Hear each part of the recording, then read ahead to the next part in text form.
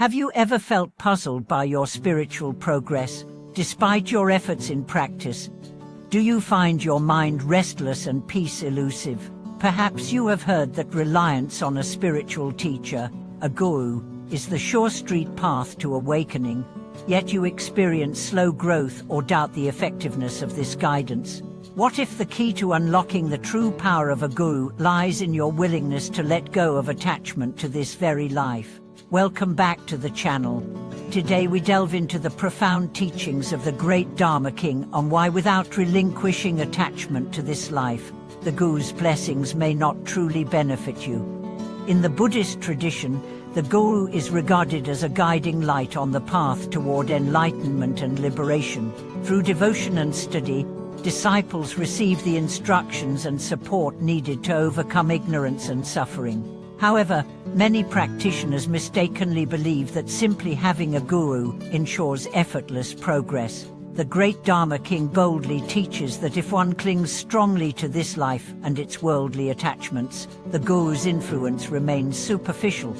This may sound harsh, but it highlights a vital truth. The disciple's own heart and attitude determine how effectively the guru's teachings take root. The guru's role is to lead us beyond samsara, the cycle of birth and death, toward ultimate awakening. If the disciple's mind is chained to material desires, fame, power, or comfort, the spiritual teachings merely skim the surface. The great Dharma King uses vivid metaphors to illustrate this point. Imagine a person deeply engrossed in the noisy marketplace, distracted by buying and selling, unable to hear profound wisdom spoken nearby. So too, when we remain entangled in worldly concerns, our spiritual hearing is dulled, and the guru's guidance cannot penetrate our confusion. Letting go of attachment to this life does not mean negating life's value. Rather, it means understanding its impermanence and the fleeting nature of worldly pleasures. When we relinquish clinging to transient joys and possessions, our hearts open to seek true and lasting liberation. Buddhism teaches the impermanence of birth and death, emphasizing that recognizing this truth gives rise to renunciation and motivates sincere practice. Without this recognition, our efforts tend to be shallow and ineffective. In modern times, many are bound by the seductions of wealth, status, and desires. Even those who chant sutras and perform rituals daily may only be engaging in superficial practice. They have not yet transformed their hearts sufficiently to grasp the deepest meaning of the Dharma. This calls to mind the Buddha's teachings that true practice is not merely external observance but an inner transformation. Only when the mind is free from worldly clinging can the path open fully and the guru's blessings flow deeply. The great Dharma King also stresses the courage and determination required to renounce attachment to this life. Facing one's desires, anger, and ignorance honestly is not easy. It demands strength to confront the dark corners of the mind and patiently purify oneself. Renunciation also entails not treating practice as a worldly project to accumulate merit or fame. Many mistakenly believe that gathering worldly blessings and accomplishments is the key to spiritual success, yet this is often a trap that binds them further.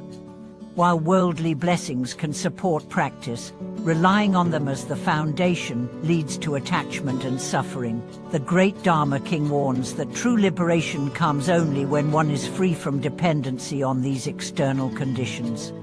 He further advises discernment in choosing genuine teachers. True gurus have the sincere wish for their disciples' full awakening and do not encourage attachment to worldly gains. Those teachers who chase after power or fame should not be relied upon. This teaching is especially important in our times when many fall prey to false gurus promising quick results or material benefits. The great Dharma King's guidance provides clear criteria to distinguish authentic spiritual guides. He also reminds that the core of practice lies in ethical discipline, concentration, and wisdom. Without renouncing attachment to this life, these three pillars cannot mature, and progress stalls. Renunciation is the key that opens the door to liberation.